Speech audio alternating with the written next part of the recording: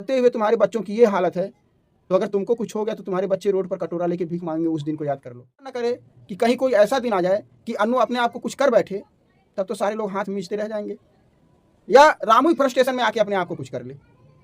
तो जिंदगी सलामत रहे, इससे अच्छा है कोई जिंदगी में ही ना रहे। क्योंकि भाई तुमसे तुम्हारा पति नहीं खुश है और तुम्हारे पति से तुम नहीं खुश हो, तो जब दोनों मियाँ बीवी एक दूसरे से खुश ही नहीं हो तो रिश्ता किस बात का है? पुरुषों के मुंह से सुना है कि जिस चार दीवारी के अंदर दिन रात कलह और कलेश होता हो और जिसकी वजह से होता हो, उसका साथ छोड़ देने में इंसान को कोई कितनी बार समझाएगा, और समझाया उस इंसान को जाता है जो समझता है।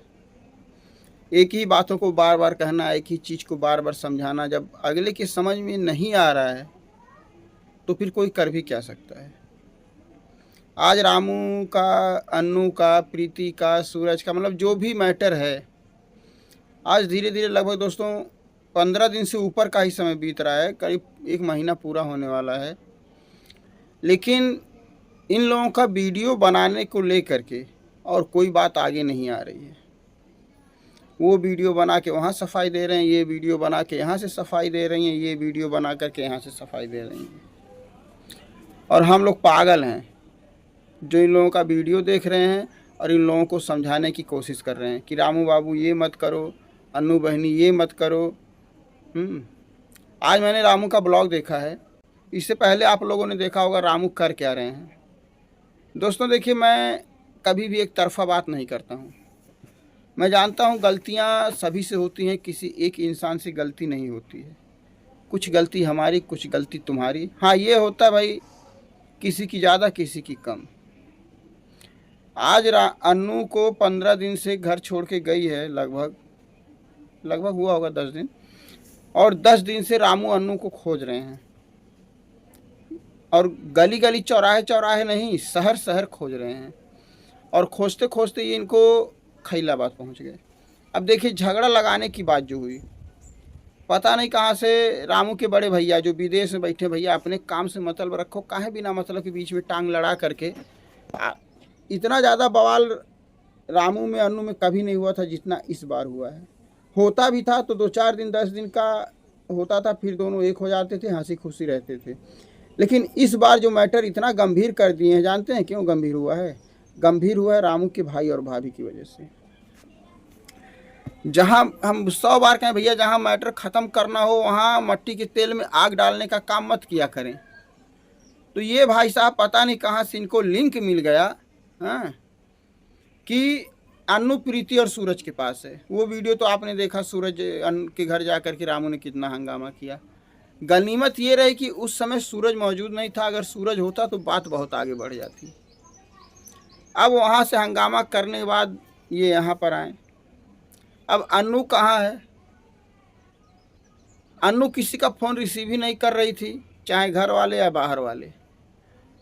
लास्ट में अन्नू ने अपने भाई को अपने पास बुला लिया। अब अन्नू के पास इनके भैया पहुंच गए। ये एक्टर लोग टीवी के 10 एपिसोड से जितना कमाते हैं ना, यूट्यूबर्स एक वीडियो बना के उससे ज्यादा। अन्नू के पास इनके भैया पहुंच गए। अब इनके भैया पहुंच गए, 24 घंटे से यह लोग एक दुकान के सामने सीढ़ी जो छोटी सी होती है उस पर बैठे हुए हैं। ना तो इन लोगों को रूम मिल रहा है, ना कोई रहने का ठिकाना मिल रहा है। तो दोस्तों कुछ लोग आ गए थे, इस वजह से वीडियो मैंने रोक दिया। तो इन लोगों को कोई रूम नहीं मिल रहा, कोई ठिकाना नहीं मिल रहा है, चलिए ठीक है। लेकिन रामू बाबू का मैं ब्लॉग देखा, वो क्या कहते हैं कि जो चोर होता है वो सबसे पहले कहता है कि मैंने चोरी नहीं की, चोरी नहीं की। चलिए भाई, हम आपकी बात से सहमत हैं, लेकिन इसका मतलब आप, आपके भाई, आपकी भौजाई, ये 3 लोग सबसे बड़े चोर हैं। बाबू तुम्हारी बात का जवाब दे रहा हूँ, ये 3 लोग सबसे बड़े चोर हैं, क्योंकि तुम कहते हो कि जो चोर होता है वो पहले कहता है मैंने चोरी नहीं की, मैंने चोरी नहीं की, और तुम लोग 1000 बार कह रहे हो कि हमने अन्नू को नहीं भगाया, हमने अन्नू को नहीं भगाया, हमने अन्नू को नहीं पीटा, या अन्नू अपने से गई, हमारी कोई गलती नहीं है। तो इसका मतलब सबसे बड़े चोर तुम ही हुए। यही बात है ना, कि मतलब किसी को चोर बोलो, किसी के ऊपर तुम इल्ज़ाम लगाओ और वो सारा इल्ज़ाम अपने सर पे, अपने माथे पे ले ले, तब तुम लोग खुश रहोगे कि हाँ अब ये बंदा सही बोल रहा है। आज तुम लोगों की ज़िंदगी जिस रास्ते पर जा रही है, ये मत सोचना कि अन्नू परेशान हो रही तो तुम्हारी ज़िंदगी बहुत अच्छे से कटेगी। आज तुम लोगों की ज़िंदगी जिस रास्ते पे जा रही है, वो रास्ता सिर्फ विनाश की तरफ जाता है और कहीं नहीं जाता है। बर्बादी का जरिया कर दिए हो तुम लोग। तो ये रास्ता बाबू जो है ना, विनाश की तरफ जा रहा है। और जब तक ये देखिए दोस्तों, इन लोगों की मिसअंडरस्टैंडिंग जो होती है ना रामू अन्नू को समझ पाई, ना अन्नू रामू को समझ पाया। गलतियां दोनों की बराबर हैं। और दूसरी बात, कहा जाता है जब किसी चार दीवारी के अंदर, मैं नहीं कहता हूँ, शास्त्र कहते हैं, मैं ज्ञानी नहीं हूँ, लेकिन इतना मैंने सुना है बड़ बुजुर्गों से, शास्त्रों से, महापुरुषों के मुंह से सुना है कि जिस चार दीवारी के अंदर दिन रात कलह और कलेश होता हो और जिसकी वजह से होता हो, उसका साथ छोड़ देने में ही भलाई है। अन्नू, तुम्हारे लिए बात मैं ये कह रहा हूँ, तुम्हारा निजी मामला है, तुम्हारा पति है, कहना तो नहीं चाहिए, लेकिन जिस तरह से तुम्हारी ज़िंदगी आज 5 सालों से बीत रही है ना, अरे ऐसी ज़िंदगी में पति रह के ही क्या करेगा? क्योंकि भाई तुमसे तुम्हारा पति नहीं खुश है और तुम्हारे पति से तुम नहीं खुश हो, तो जब दोनों मियाँ बीवी एक दूसरे से खुश ही नहीं हो तो रिश्ता किस बात का है? अलग होके ही खुश रह लोगे। ठीक है, तो अलग हो जाओ, अभी बहुत ज़िंदगी है। लेकिन अगर सारी ज़िंदगी इसी तरह रोना है, इसी तरह रोड पर खड़े होकर के रात बितानी है, और रामू अगर तुमको इसी तरह दर दर की ठोकर खानी है तो करो। क्योंकि 1 बार हो गया, 2 बार हो गया, 3 बार हो गया, तुम लोगों का आज लगभग 5 साल से हर महीने का यही नाटक है। हर महीने का यही नाटक है। हर महीना तुम लोग झगड़ा करोगे, हर महीना अन्नू तुमको छोड़ के भागेगी, हर महीना तुम अन्नू को पीटोगे। मतलब क्या है यार ये? क्यों नहीं छोड़ देते भैया उसका पीछा? जब वो चिल्ला चिल्ला के कह रही कि मुझे तुम्हारे साथ नहीं रहना, तुम्हारे साथ नहीं रहना है, और तुम भी कई बार कह चुके मुझे उसके साथ नहीं रहना है, छोड़ दो, तलाक ले लो।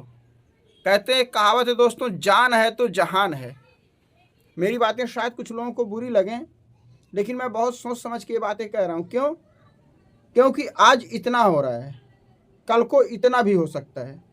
अब भगवान न करे कि कहीं कोई ऐसा दिन आ जाए कि अन्नू अपने आप को कुछ कर बैठे, तब तो सारे लोग हाथ मींचते रह जाएंगे, या रामू ही फ्रस्ट्रेशन में आके अपने आप को कुछ कर ले। तो जिंदगी सलामत रहे, इससे अच्छा है कोई ज़िंदगी में ही ना रहे। ठीक है, क्योंकि जीवन बहुत अनमोल होता है बाबू लोग। अन्नू और रामू दोनों के लिए जीवन बड़ा अनमोल होता है। जीवन एक बार मिलता है, और एक बार के जीवन को तुम लोगों ने, पूरी ज़िंदगी का एक एक क्षण बहुत महत्वपूर्ण होता है, और पूरी ज़िंदगी तुम लोग रो के, बिलख के, तड़फ के, दुख में कैसे काटोगे?